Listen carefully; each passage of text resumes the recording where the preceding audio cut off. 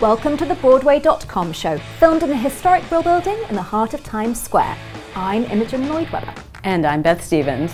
Today, we're talking about new stars in an acclaimed play, checking in with some not-so-merry murderers, hanging out with a Tony-winning designer, and checking in with a couple of off-Broadway productions. And later, we'll sit down with Broadway's Alexandra Silber and hear about her new novel, After ANATEVKA. But first, let's get started with the news. What's the buzz, Imogen? Julie White, Stephen McKinley Henderson, and Erin Wilhelmi have been tapped for the roles of Nora, Torvald, and Emmy respectively in the Broadway cast of Lucas Nace' A Doll's House Part 2 from July the 25th. The trio is set to replace Laurie Metcalf, who won a Tony for her performance, Chris Cooper, and Condola Rashad, who will depart the Golden Theatre on July the 23rd. Jane Havishell is set to stay on as Anne-Marie. White won a Tony for her performance in The Little Dog Laughed, while Henderson earned a Tony nod for Fences, and Wilhelmi made her Broadway debut in Eva Van Hove's revival of Arthur Miller's The Crucible. We welcome them back to the Great White Way in the much buzzed about production, which received 8 2017 Tony nominations, more than any other play. So that's why Julie White left Assassins. Yes, she swapped one killer role for another. Well, everybody's got the right to be happy, and when Julie White exited the starry Encore's presentation of Assassins, Tony winner Victoria Clark stepped in. Clark is taking on the role of Sarah Jane Moore, Gerald Ford's would-be killer in Stephen Sondheim and John Weidman's dark musical about the history of American political violence. Clark joins a stunning cast that includes Stephen Pasquale, Alex Brightman, Stephen Boyer, John Ellison Conley, Clifton Duncan, Shuler Hensley, and more. Directed by Ann Kaufman, Assassins will play New York City Center from July 12th through the 15th. Wait for it! Okioreta Onodon, aka Oak, who's best known for originating the roles of Hercules Mulligan and James Madison in Hamilton, has pushed back his first performance in The Great Comet from July the 3rd to July the 11th. The musical's composer, Dave Malloy, is instead appearing as Pierre this week after Josh Groban exited the show, which according to Oak's Twitter needed another week to get ready. Multi-platinum singer-songwriter Ingrid Michaelson did start performances as scheduled on July the 3rd. She's making her Broadway debut as Sonia, temporarily stepping in for Brittain Ashford. The vibrant and immersive new musical, based on a passage from Tolstoy's War and Peace, is partying up a storm at Broadway's Imperial Theatre. Vodka, Beth? Isn't it a little early for vodka? It's never too early for vodka when thinking about a great Russian novel set to an electro-pop opera score. Sure. Okay. The creative team is falling into place for the Broadway revival of David Henry Hwang's Tony-winning play M. Butterfly. The production, directed by Tony winner Julie Taymor and starring Clive Owen, will feature a score composed by Elliot Goldenthal. Goldenthal won an Oscar for his work on the film Frida, which was directed by his longtime partner, Taymor. In addition to Goldenthal, M. Butterfly boasts choreography by Ma Kong, scenic design by Paul Steinberg, costume design by Constant Hoffman, lighting design by Donald Holder, and sound design by Will Pickens. The play begins previews at the Court Theatre on October 7th and opens on October 26th. The animal rescue organisation, Broadway Barks, is set to honour its late co-creator, Mary Tyler Moore, with an award in her name. The Mary Tyler Moore Award will be given out each year at Broadway Barks to an individual or group who has changed lives of homeless animals. Photographer and animal advocate Sophie Gourmand will receive the accolade at the event this year, which is scheduled for July the 8th from 3 to 6 p.m. in Schubert Alley. Co-hosted by Bernadette Peters and Malcolm McDowell, Broadway faves including Corey Kopp, Laura Osnes, Rachel Bay Jones, Andy Carl and Kate Baldwin have been tapped to be on hand to show off adorable pets looking for their forever homes. Bernadette, Broadway stars, and bitches. Bitches.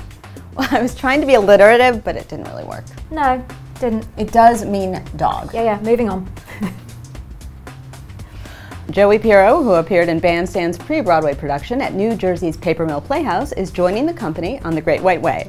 The actor will take on the role of trumpet player Nick, which was originated on Broadway by Alex Bender, who has exited the production. Pirro was originally set to open the musical at the Bernard B. Jacobs Theater, but in February he was struck by a van that injured his leg. Now he's back on his feet and back in Bandstand as of June 30th. After the break, we'll take in the lush work of Anastasia costume designer Linda Cho and learn more about Bruce Norris's A Parallelogram, Michael Urie and the Government Inspector, and the killer stars of Assassins. And later, we find out about what inspired former Fiddler on the Roof star Alexandra Silber to write her new novel, After ANATEVKA. Waitress is the most delectable show of the summer, with original music by Sarah Bareilles, the composer behind the hits Love Song and Brave.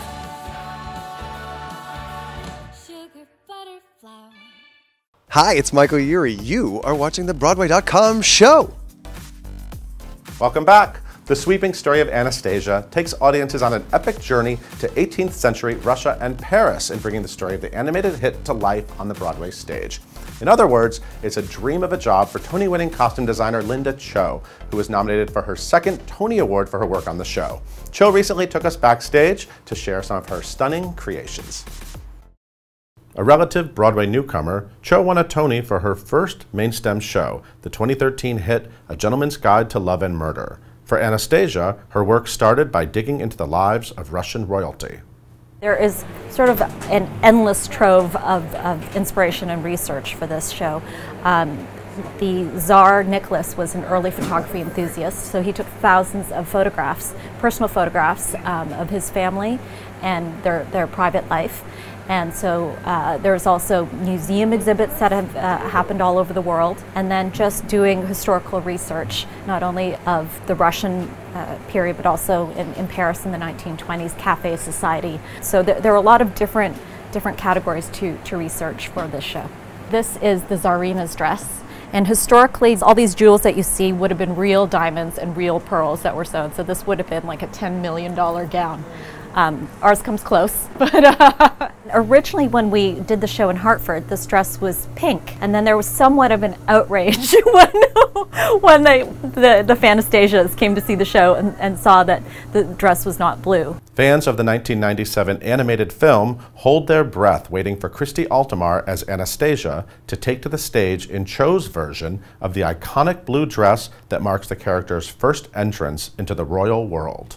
In the film, it was a very simple shape. It was just a sweetheart neckline. It was just a mermaid skirt and then the cape. And so I needed to fill in some of the details. Every costume I put on stage, I'm a firm believer in texture and in depth. And so this, for instance, is 2 layers of fabric that's sparkly underneath and then a layer of chiffon over. And then again, there's many layers and textures and patterns that are in here. This is, you know, a costume designer's wet dream. It is really what we all hope you get to do at some point. Beautiful, rich, lush costumes, a lot of variation, different cultures, different classes. It is a costume designer's gift. So yeah, I do appreciate that the audiences love it.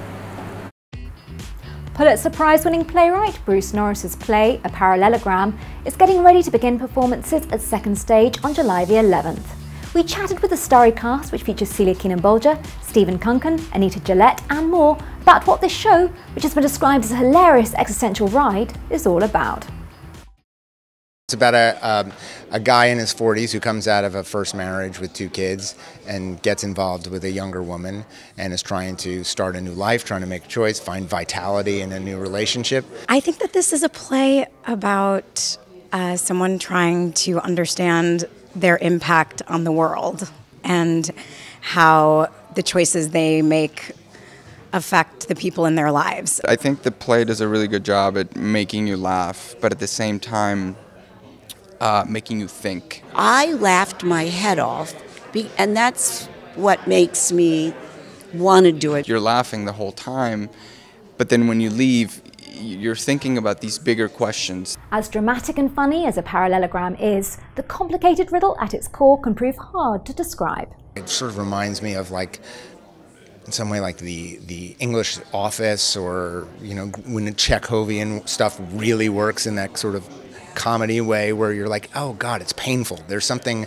painfully, brutally honest about the way you were exploring this issue. It's maybe more like Our Town meets Black Mirror. It also asks a lot of questions of the audience, and they're going to ask a lot of questions when they leave this theater. It really asks big questions about what we're all doing here and how we're meant to make the most of our lives. And I think that's something, you know, we don't always want to spend a whole lot of time with, but if we get to watch a play and it's also funny and complicated, those questions are a little bit easier to, you know, look at. If you like bribery, lies, and madness, and who doesn't, it's time to check out the off-Broadway hit The Government Inspector, starring an A-team of comedic actors led by Michael Urie. We chatted with the stars just as they were transferring the satisfying satire of small-town corruption from the Duke Theater to a much larger space at New World Stages, where they began performances on July 6th.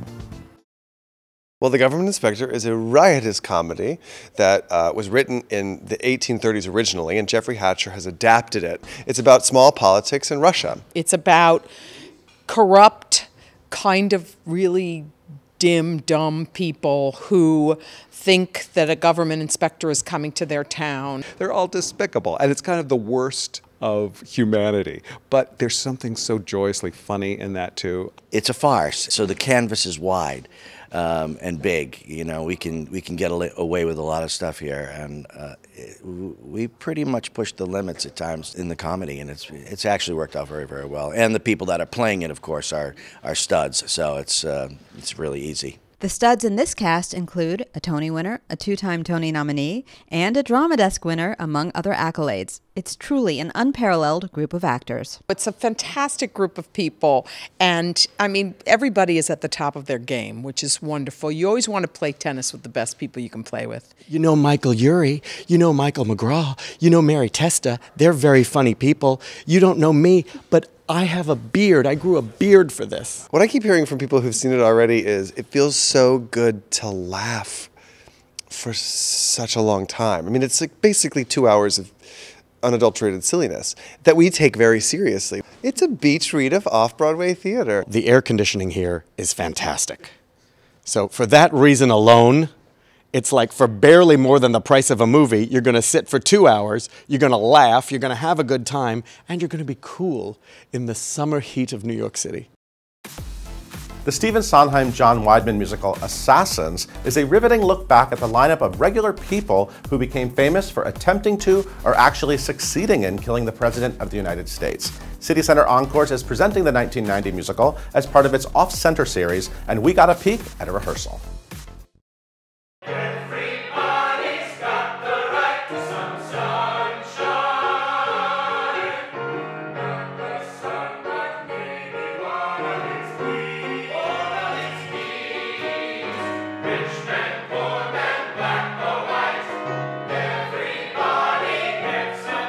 What's amazing about Assassins, besides the amazing score and the amazing book, and is the fact that when John and Steve wrote it in 1990, it spoke to America then. And as John said, they were thinking actually originally sort of about the world in which they'd grown up. And John obviously was really influenced in his youth by the Kennedy assassination. So what I think is amazing about the show is the way it continues to speak to audiences. Assassins is a show that isn't as known as some of Sondheim's other staggering works of genius, and I think it lives right there alongside Sweeney and Sunny in the Park with George and A Little Night Music as truly one of the most incredible pieces that's ever been written for the stage. In one of the show's most stirring scenes, Pasquale, as John Wilkes Booth, sings the haunting Ballad of Booth while hiding out in a barn after killing Abraham Lincoln. Let them curse me to hell, leave it to history to tell. What I did well, and I did it for my country. Let them cry, dirty traitor!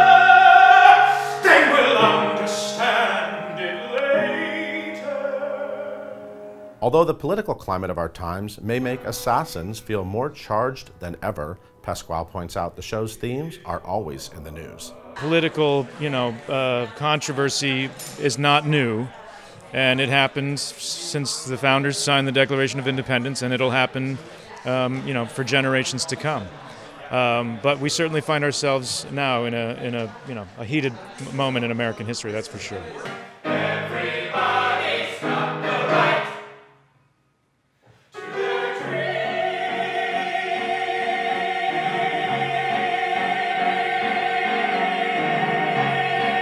Assassins runs at New York City Center from July 12th through the 15th.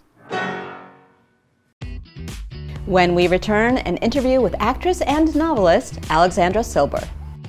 Waitress is the most delectable show of the summer, with original music by Sarah Bareilles, the composer behind the hits Love Song and Brave.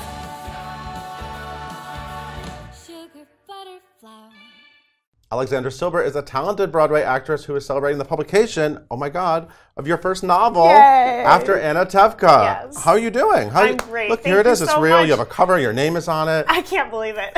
You are a published author. Yeah. Has this been a dream of yours to be a published author? Is this something you ever thought about as a little girl? I mean, I know you thought about being a Broadway star, which you did.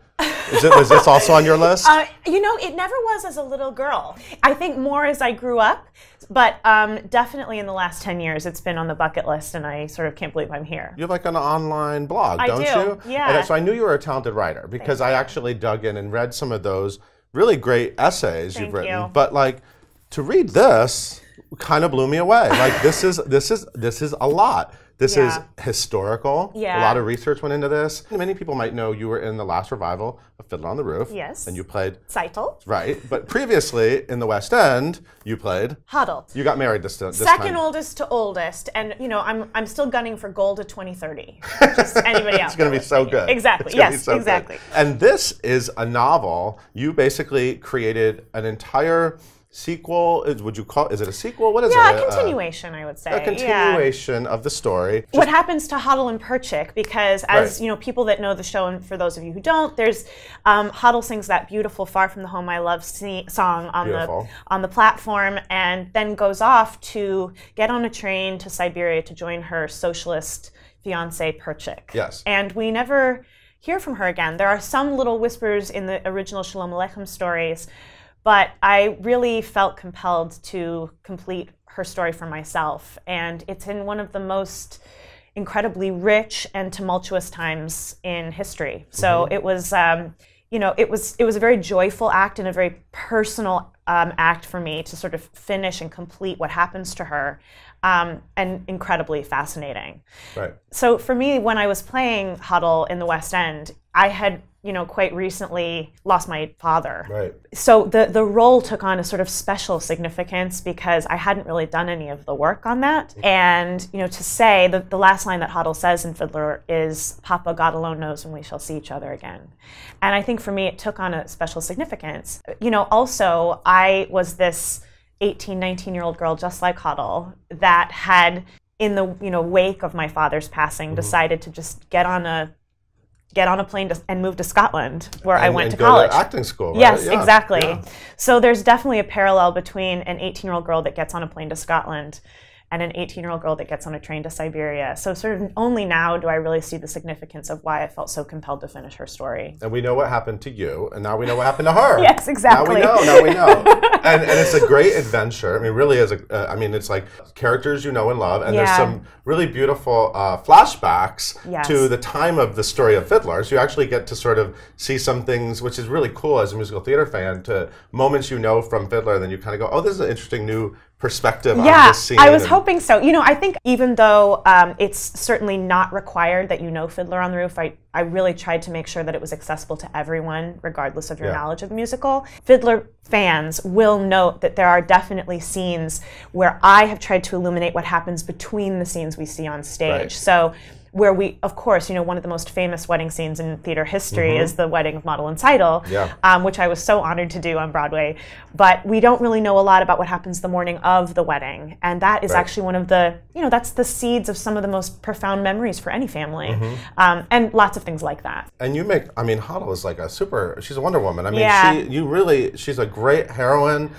She goes through it. She goes through I it, mean, yes. She really goes through it. Well, it's very realistic. You know, I will say that I think people who expect it to have a similar tone to the musical are going to be surprised because it definitely has resonances from the original Shalom Aleichem stories, but it's definitely Shalom Aleichem meets like Dr. Zhivago. It's it's a sweeping historical love story, and it's also historical fiction. So, you know, emphasis on historical. I really wanted to show as realistically as possible what people went through when they were living in these prison camps at the turn of the century in Russia. You know, none of it was particularly pleasant. Huddle and Perchik are sustained by their hope and by their love. A lot of love. It's a great romance. And I was just picturing, as I was reading it, I was picturing the whole thing on the big screen. It was a big like epic movie in my mind. A movie in my mind. I hope so. So life as an actress can be challenging because you kind of wait for other people to allow you to go on stage and do your thing. Yeah. So what's it been like to have this creative outlet and to sort of be in control of something? Yeah. Has it been really important for you? I love this question. You always ask the best questions. Yeah, you know, this is a really interesting thing, I think, in general, not just artists, I mean, maybe especially artists, but human beings in general sort of operate under this assumption that we have to wait for a permission slip to create something, to put something out there in the world. And the truth is, I guess as I've grown up, I've discovered that no one is going to offer you that permission slip, right. that the magic of creativity is in the doing. This was totally different for me because the only person that was going to let me down daily was myself. It was just me and the blank page, no permission slip. And ultimately what was so wonderful was I was able to engage with my creativity on my terms on a daily basis. And at the end of the day, something that didn't exist before I put it down suddenly was in the world. That is a very different satisfaction from being an actor. And they're not to take away from one another. They absolutely complement one another. Mm-hmm. And you are actually writing a second book, and it's a memoir about the loss of your father. That's right, Right. yeah. What's that called? It has a great title. White Hot Grief Parade. Great title. And yeah, it has a very different tone. Obviously, it's not historical fiction. It's sort of historical, but it's memoir. Yeah. And it has a very sort of blackly comic tone. That book is slated to come out. White Hot Grief Parade should come out Father's Day weekend of 2018. I can't wait I'm to excited. read that. And so this is in stores. In stores and what's now. it like to visit it in the store? Well, the day that it came out, I actually went to Barnes & Noble and I just pretended that I was just a punter. And yeah, saw it on the shelves under new fiction. And I have to say there's no feeling in the world like it. It's absolutely mind-boggling, absolutely on par with a Broadway opening night. It's a beautiful book. I loved every page of it. I'm so proud of you. Thank you. And everybody needs to read After Anatevka. You can get it at bookstores, you can get it ebook, anywhere, right? Anywhere. Anywhere. Just look it up and get it. It's awesome. Thank you so much for being here. So happy to be here again. We'll be right back with Broadway firecracker Laura Osnes from Bandstand, strutting her stuff for a Capital Fourth. Waitress is the most delectable show of the summer, with original music by Sarah Bareilles, the composer behind the hits Love Song and Brave.